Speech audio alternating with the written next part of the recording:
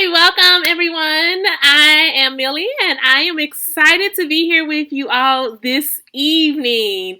I know over the last couple of weeks we've had a couple of updates and things that are going on, trying to figure out how school is going to look like once we return. So I'm really happy to be here with you all this evening. Today we are going to be talking about co-teaching and how you can plan for co-teaching even in the middle of all of this uncertainty that's going on. How you can plan for co-teaching. Hi, Alicia. How you can plan for co-teaching for the upcoming school year. So I'm going to give you all some strategies on how to do that. So one thing really quickly, I am trying to check to see. I have to figure out which shows the way I can figure out how to go live in two places, like on my Facebook page and in the group, but that's okay. I'll figure it out later, I guess. So let me go ahead and switch over here, and I have all of my notes up, so I'm going to go ahead and jump in. So like I mentioned, today we are going to be talking about how you can go ahead and start planning for the upcoming school year co-teaching. I may be doing co-teaching this upcoming school year, so I am thinking about that. Usually when we do co-teaching, we do social studies or math, so I'm just mentally preparing for like, how am I going to do this? What are some things that I can do now to get prepared, even though I have no clue about what's going to be happening. I'm not going to use that as an excuse. I'm still going into the school year thinking, what can I do to prepare for the upcoming school year? So before we jump into today's topic, I want to let you all know this Sunday, I'm having a training July 5th at 6 p.m. I will be hosting a training. It is called 3 Simple and Powerful Secrets to Prepare for the Upcoming School Year. You all, we have 400 ESL teachers registered for this training. That is so exciting to me. So it is July 5th, 6 p.m. I want you to save a seat. Go to, at the bottom of the screen, you'll see myadventuresinESL.com/planning. You'll see a link where you can go and register and save your seat for this training. So I'm really excited. In this training, I'm going to be sharing with you how you can prepare for the upcoming school year. You will also get a PD certificate, and all attendees that stay the whole time will also be getting a mini writing unit. So I'll be sharing how you can get those two things during the training. You can go to myadventuresinESL.com/planning. Join those other 400 ESL teachers who have signed up for this training. I am really excited about that. I'll make sure to link that afterwards. So that is our win for today, is the amount of teachers that have signed up in 4 days for this training. So I'm really excited about that. That is a major win for me. It's a major win for you all. And I'm just really excited and honored to be presenting this training to all of you all. And if you know an ESL teacher that can benefit from the training, I want to encourage you to have them sign up. Go to myadventuresinESL.com/planning. That is the link that you can go register. So what I'm going to go ahead and do today is we're going to go ahead and jump in to talk about co-teaching and some strategies that you can use for the upcoming school year, because most of us are probably going to be doing some type of co-teaching, or even if you're not co-teaching, don't jump off. You can still, these strategies still definitely will help you out if you are supporting. Hi, Bella. She just jumped in and say hi. So what I wanted to first identify is the problem, and the a problem many of us have is that we want to support our ELLs, we want to nurture them and advocate for them, but we naturally, as many other teachers, are just really confused about how we are going to prepare for the upcoming school year. I know here in Tennessee, the governor just recently released something saying that we are in a state of an emergency until August the 29th. So school starts back for me on July 30th or August 3rd. Like the first week of August, school starts back. So when I heard that, I don't know if Miss Reyes is on here. Miss Reyes, she told me, she was like, oh my goodness, you saw the news. We're in a state of emergency in Tennessee until August 29th. And I immediately thought, oh, what's going to happen with school? Because, the state of emergency thing says something about no more than 50 people in a building and all of this. And I was like, oh, goodness, what is going to happen with school? So then I thought, okay, how am I going to be supporting my students during co-teaching? And so basically, if you're joining me, if you're a new teacher and you're like, what is co-teaching? Co-teaching is when two teachers in a classroom share teaching responsibility. That's the easiest, simplest way that I can explain it. In some cases, depending on your model at your school, some schools we have a pull-out model, or I don't know if it's different. I don't know if it's called pull out in middle school, but in middle school, they come to us for ELA.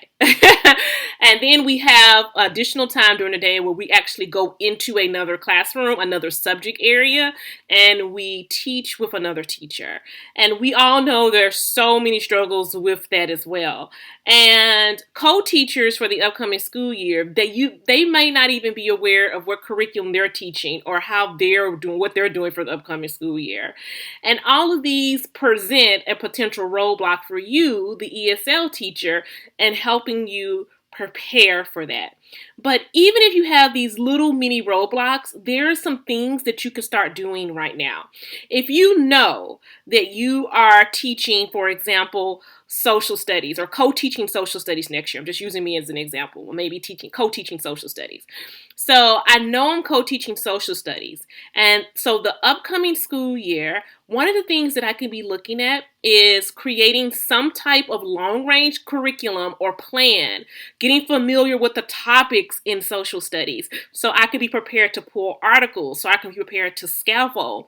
That's one thing that I teach into my master planners in my program is the importance of a long-range plan for the school year. So yes, I may not have any clue, right, who I'm teaching with for the school year. But one thing that I can do to prepare for the upcoming school year and to help me with that is let me look at the curriculum. Let me get familiar with the curriculum and let me find some articles, build things that can build background knowledge, that can be field trips, that can be pulling visuals, that can be pulling audio, that can be pulling movies. Those type of things I can be doing right now, whether I know who I'm co-teaching with or not. Those are simple things that I can do to help me prepare for the upcoming school year and just taking a little bit off of my plate.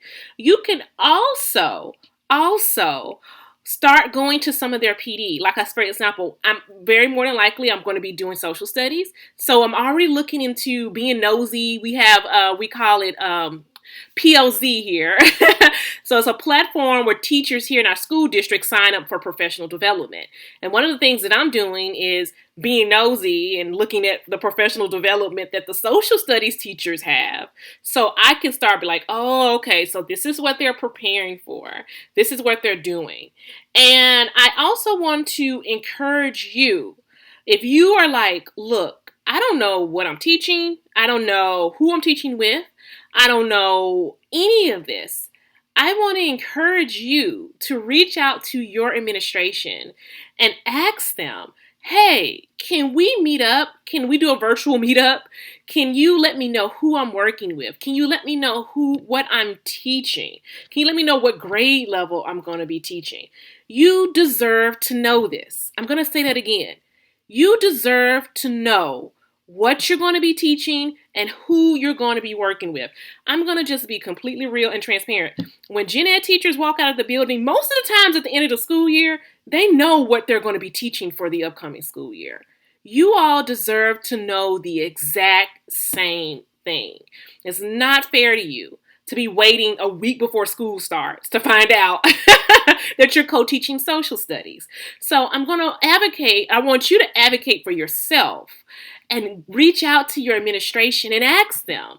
You can do that in a very professional way. Hey, I want to prepare for the upcoming school year. I want to know about some professional development. I know that right now it's uncertain, but can you let me know what subject I'm going to possibly be teaching?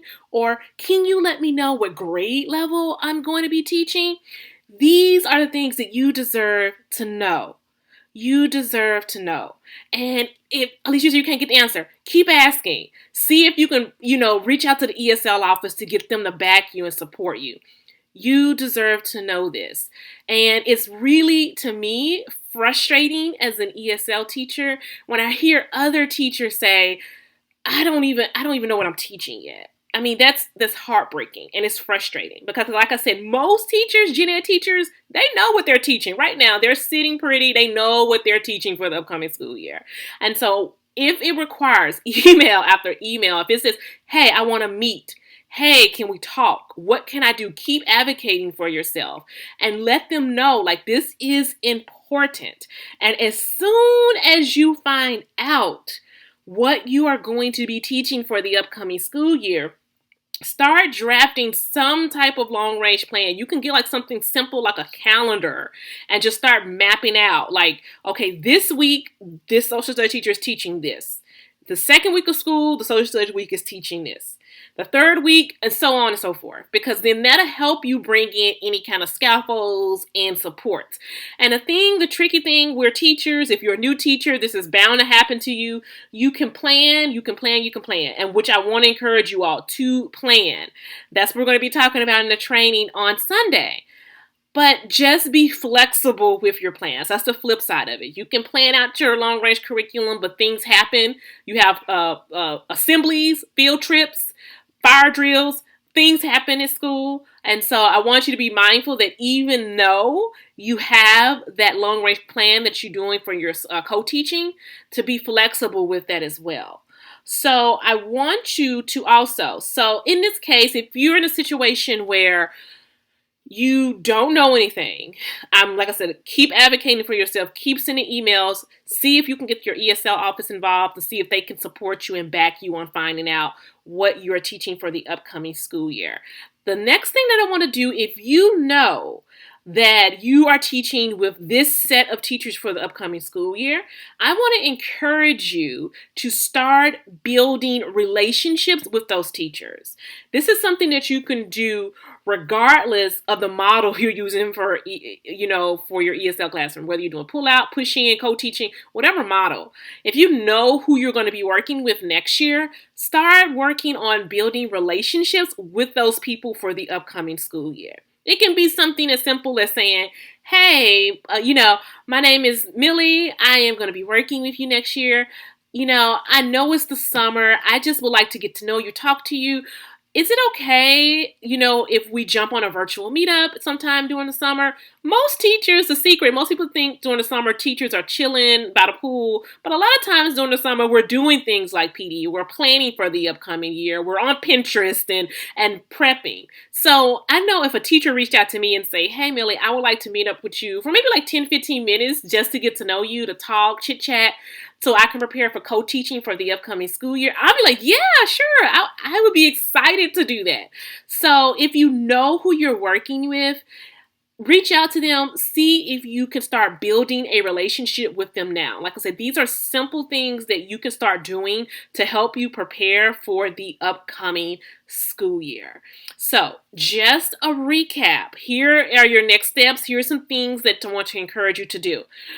Reach out. If you've done it already, do it again. Keep doing it. I worked with a woman and she was persistent. And one thing I can say about her, she was persistent. She would email. And when I say that she got stuff done, she got stuff done. And because she was persistent. And so as long as you're professional, I don't see anything wrong with you reaching out and asking again. Hey, I would like to attend this PD. Hello. Hey, I really would love to know what I'm teaching next year. I just want to be ready for my students. Keep advocating for yourself. Keep reaching out. Keep asking your administration to confirm what grade level you're going to teach for the upcoming school year. The next thing I want to encourage you to do is start brainstorming how you're going to deliver your instruction. So that's what I was meaning. Like, if you know you're going to be teaching social studies, 6th grade social studies. Usually 6th grade social studies topics are probably the same. So no matter what teacher you're with. So start looking into those topics. You can look into those topics, then you find out some subject areas, some things to do, build background knowledge, scaffolds and supports you can start doing. You can even start creating a toolkit. Just simple things like that you can start doing now to kind of help lessen that load when it's beginning of the school year. And the next thing is work on team building. Even if you know, and you may have heard me mention this before, I know that I'm going to possibly have the same group of students this school year. And if I'm going into a co-teaching environment with them, then I'm going to work on strengthening my relationship with them. I'm going to work on building my relationship with upcoming students and my upcoming teachers, my administration. Any way I can work on building relationships for the upcoming school year, I'm going to do that because that makes it so much easier. Just a side note. If you're co-teaching, if you're in a situation where you know who you're teaching with, you know the subject that you're teaching, you know the students that you have, like the dream scenario, I would really encourage you to go ahead and just meet with your teachers and just go over like expectations that you may have in a virtual classroom. Like for me, I'm thinking like if we're in a state of emergency to August 29th, then I may need to be thinking about how's a virtual classroom going to look if I am co-teaching. So these are just things that I need to be looking at for the upcoming school year, and I want to encourage you to do those things. Those are simple things that you can start doing now. Even if you're like me and you just go be nosy in their PD, see what they're teaching, see what's going on. I know other teachers that do that all the time, and I really would encourage you. It would give you a lot of insight into what they're doing. It give you a lot of insight into some of their pain points, some of their struggles, and it also give you an idea of how you can start preparing your students for the upcoming school year as well. So here are your next steps. I want to make sure that we're going to be talking more about things, simple strategies. Like I said, these are not overcomplicated strategies. This Sunday, July 5th at 6 p.m., we are going to have a training where I'm going to be sharing with you more strategies on how you can prepare for the upcoming school year. It's myventuresinESL.com/planning. I want you to join the other 400 teachers, ESL teachers, that are going to be there. I am excited over the next days. I have one on July 5th at 6 p.m. and the other one is July 7th at 6 p.m. And no worries, if you go to myventuresinESL.com/planning and you're saying that, hey, I'm on a different time zone, I can't make it, or I'm busy that evening, I can't make it, just sign up for the little button that says, I'm interested but can't attend. That lets me know that, oh, I really want this training sent to my inbox. And then after the training, then I will send you a replay of the video. So I want you all to know you have options. I do not want you to miss this training. So I want to thank all of you all for showing up. Yay, Vanessa! Vanessa said she just registered. Yay! So, and if you're just joining me, you're like, what is this training? Like I said, you get a PD certificate for an hour, and I want to gift you all a mini writing unit. That is 3 weeks of writing lessons that you can use digitally in your virtual classrooms, or if you're going to go in person. There's some places in the United States right now that, they're probably going to go back in person, and then you can just print those out for them as well. So if you're interested in this training, I want you all to go sign up, myventuresinESL.com/planning. Share it with other teachers. It's July 5th at 6 p.m. and the second one is July 7th at 6 p.m. as well. So go sign up for the training. Now, I'm going to jump over in the comments. Once again, I want to thank you all for being here today. If you have questions about co-teaching, if you have questions about these strategies and planning, then let me know. Once again, just take whatever simple steps that you can take. And remember to advocate for yourself. Advocate for yourself. Do that. You deserve that. You deserve to know what you're teaching for the next school year so you can start preparing for the upcoming school year. And remember, there are things that you can do now to help you prepare. So once again, thank you for everybody who showed up this evening. I will see you all later on in the week. Actually, I will see you all tomorrow, okay? I'll tell you all more about that later. Bye.